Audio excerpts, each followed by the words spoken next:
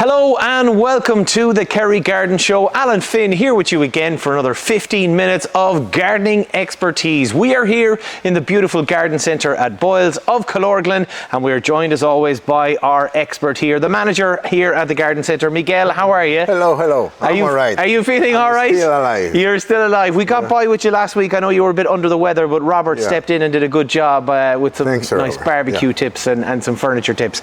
But this week we are back to what you love best, because we have got some beautiful hydrangeas here in front of us, and that is going to be our topic of today's show. Listen, you said what you love most, and it's probably one of my top 5 favorite plants.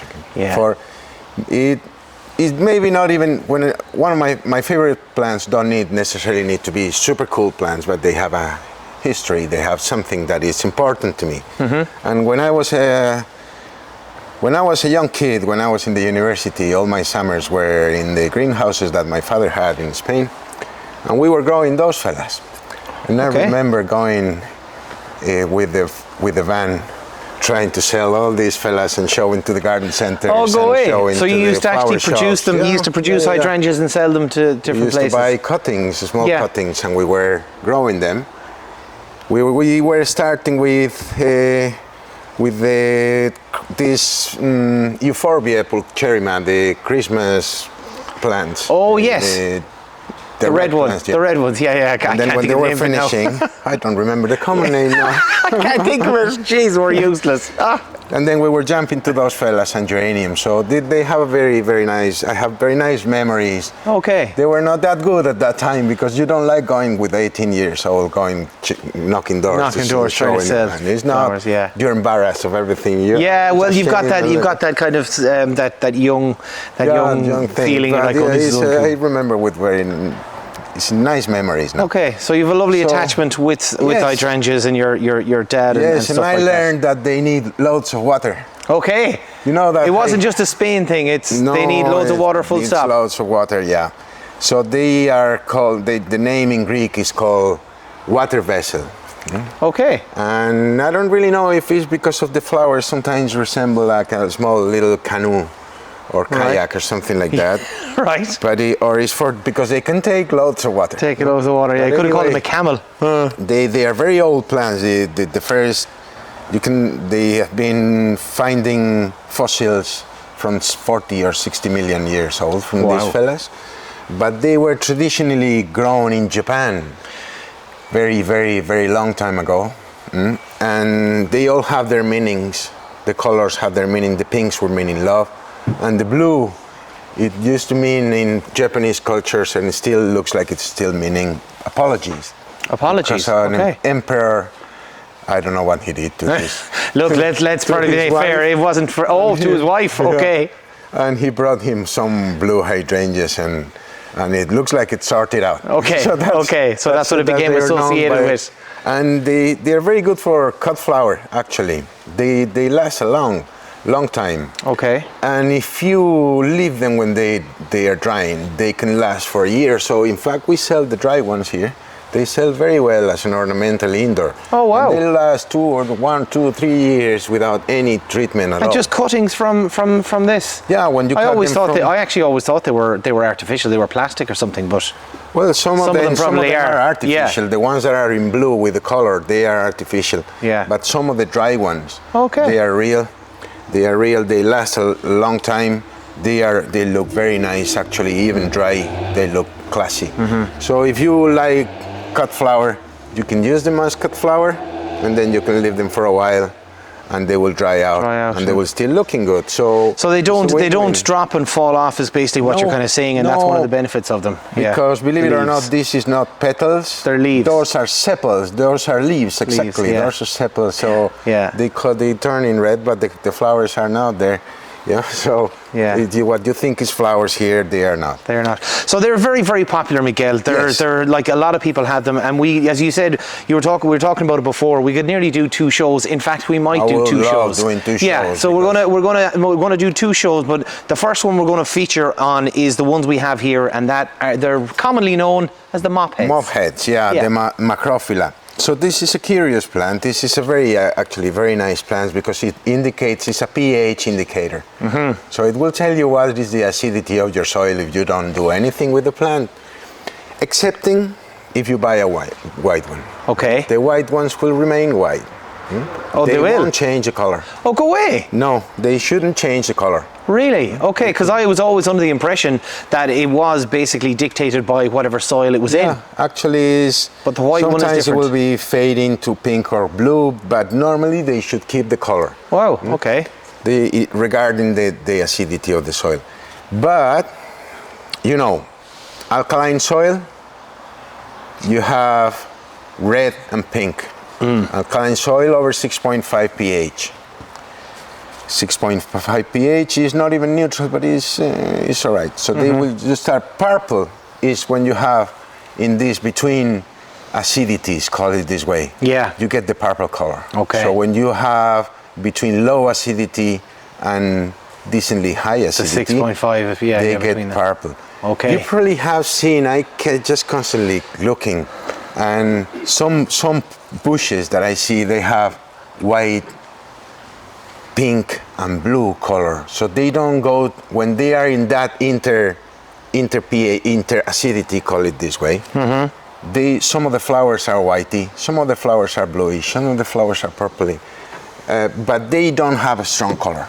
Okay. If they don't have the right acidity, they don't have a strong color. A strong color. So it's kind of color. like a weaker washer. Like there's a kind of a lighter purple here. Would that be something, or is that they're different? actually the right color. Oh, they are the right color. Okay. You buy them purple. So most of the new varieties, they should be tolerant to change. Okay. So it's not like they grow in different soils to have different colors. They're different varieties that Different should varieties, have some yeah. resistance okay. to that change. So Yeah. even if the pH is not the correct one, they should be still being blue. They should be close to whatever you're If getting. it's very alkaline, that's when we will start changing. But they are not as picky as the old varieties. Okay. That's why we have plenty of different colors, different purples, different reds, it's a big world. Yeah, there's a beautiful variety of colors. Beautiful world. And there's constant investigation. When it's money in something, they spend money as well. So, but anyway, that's the only plant that I know. It's probably more, but it's the only plant that I know that indicates the pH of your soil. Yes.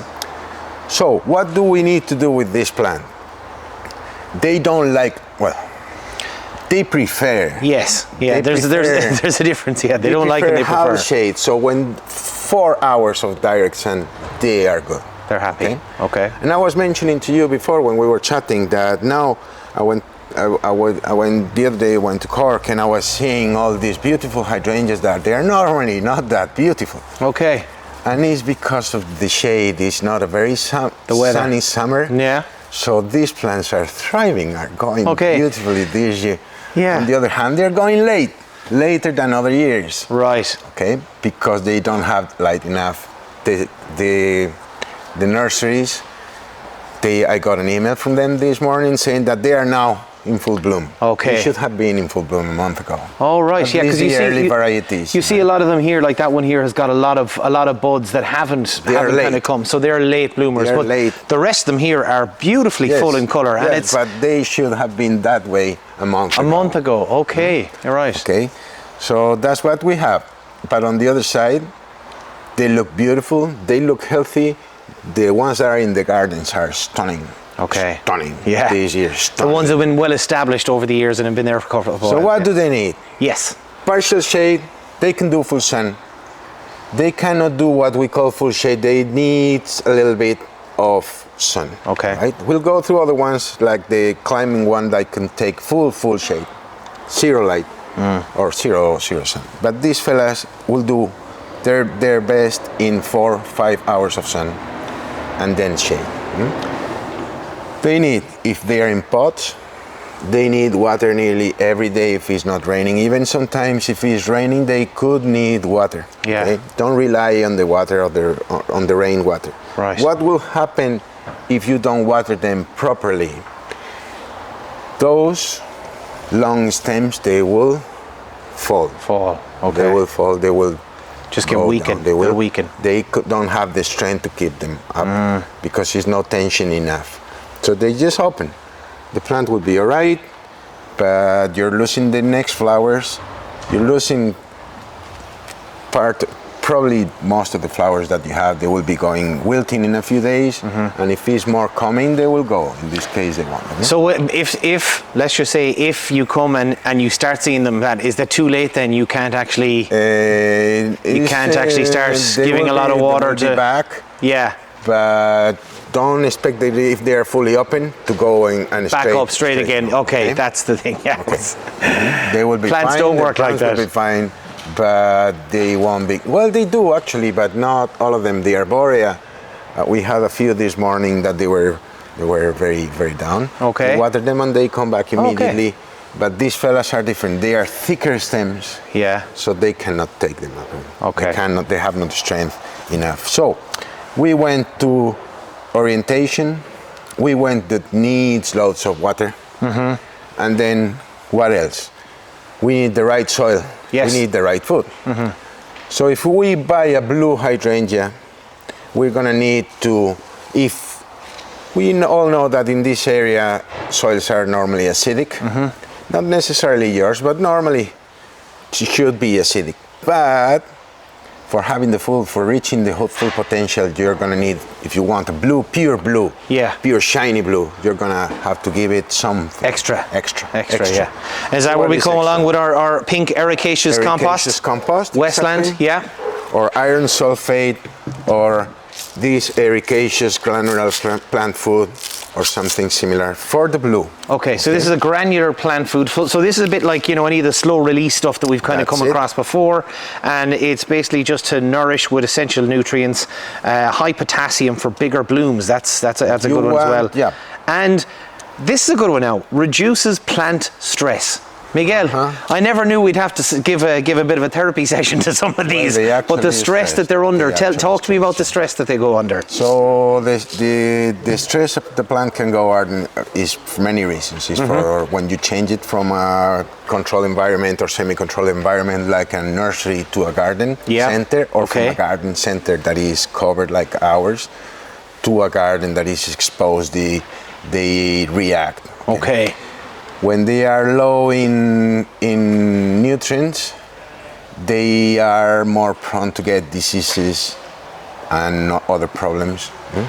So that reduces the stress of the plant because they are healthy. It's just a way of saying it, but it's true that the plants get stressed and they can drop leaves, they can behave strangely when you change them from one place to another, or the opposite. Could just go mad and bloom like crazy, Okay. So it's just the right orientation, finding the right balance between water, nutrients. It's like soil. It's like everything. Soil. It's just they get stressed. All the plants get stressed. Yeah, I guess they get stressed if they're either getting too much of one or too little of the other. That's what kind of causes and they can look healthy and being stressed. Okay. And it's actually like ourselves. It can sound stupid, but they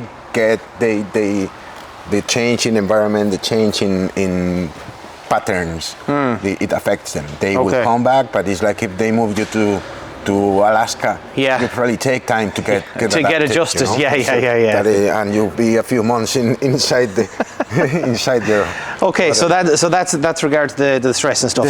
So would you always kind of encourage people to maybe get something like this, taking it from, if they were putting it into the ground, taking it from the pots? So that's only for the blue. Oh, only for the blue. Sorry. Yes. What is a good recommended general purpose food for these plants is they're very close to the rose. If you can find, we don't have it. That's why now in stock. That's why it's not here. Okay. It's low release rose food.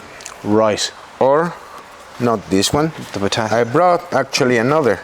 Okay. Top rose. Okay. That's for shrubs as well. Okay. But normally rose food is very close to what they need. The nutrients are very similar? Yeah. Okay. What they generally need, the problem is that general multi-purpose foods are normally balanced. Yeah. Normally have a little bit more nitrogen. And these plants, what you should ideally find is some nutrients that have less nitrogen than potassium. Okay. But rose food is normally what is closer to the general to the general needs. Top dressing or dressing the blue ones for blue, in the winter, and with regular compost. Normal compost. So remember, blue, only blue. Only blue acidic. goes for the pink. The rest are normal compost. Right? Okay. And I think that is plenty of more things that we could talk about. This, I don't know how are we. I think, that's the thing. This is why we need a second show, Miguel, definitely. And also, there are the other varieties as well, too. So we'll come back, we'll talk about the climbing ones, we'll talk about all the different hydrangeas, because, like, as you said, they're such a hugely popular plant. They're beautiful when they come up like this, and it's trying to maintain them. So we are going to have a second show on this, folks. So if you do have any questions on your hydrangeas, do let us know, and we'll try and maybe get to them in the next show that we do on hydrangeas. But for now, that is it, all we have time for amongst this beautiful colour. Hopefully your garden is looking great, and if not, come in and talk to Miguel. He might be able to help you out. Thanks, Miguel. We'll talk to you next time. Happy gardening.